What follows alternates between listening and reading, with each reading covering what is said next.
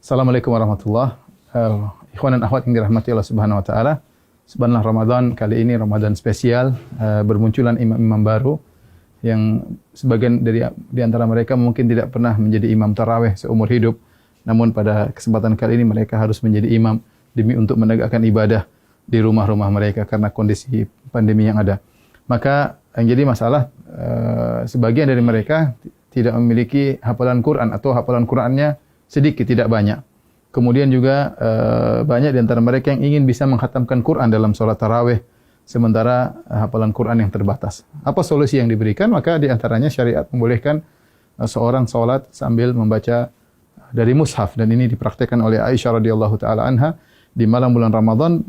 Beliau radhiyallahu anha pernah menyuruh budaknya untuk menjadi imam sambil membaca dari al-mushaf. Ya, dan ini adalah praktik dari para salaf. Az-Zuhri, seorang imam dari kalangan tabi'in, juga mengatakan khiyaruna yaqra'una minal mushaf, yaitu banyak orang-orang soleh juga mereka salat sambil membaca al-mushaf supaya bisa membaca dengan sebanyak-banyaknya dalam salat malam atau salat tarawih. Di antara cara yang bisa kita gunakan untuk baca mushaf adalah meletakkan mushaf suatu tempat di depan kita. Nah, kita menghadap kiblat sementara mushaf di depan kita sehingga kita baca seperti biasa. Setelah itu nanti kalau kita mau ruku, ya terpaksa mungkin kita agak ke kiri sedikit, kemudian kita baru ruku, Allahu Akbar, ya.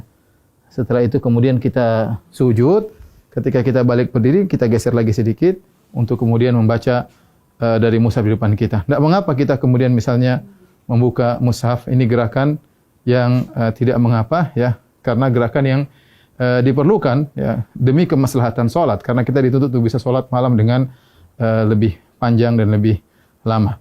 Ya, ini adalah cara pertama tatkala kita ingin salat dengan membuka mushaf di depan kita. Adapun cara kedua, caranya kita dengan memegang mushaf, kemudian bisa kita pegang, ya, seperti begini mungkin sambil kita bersedekap bisa. Itu tidak mengapa kita pegang begini, ya. Insyaallah tidak jadi masalah, tapi kita bisa pegang bersedekap, dan ketika kita ingin butuhkan untuk membuka, kita tinggal buka mushaf tersebut, tidak jadi masalah. Ini gerakan yang ditoleransi dalam ibadah salat. Nah, ketika kita ingin ruku atau ingin sujud, maka kita bisa meletakkan di meja seperti ini, baru kita ruku.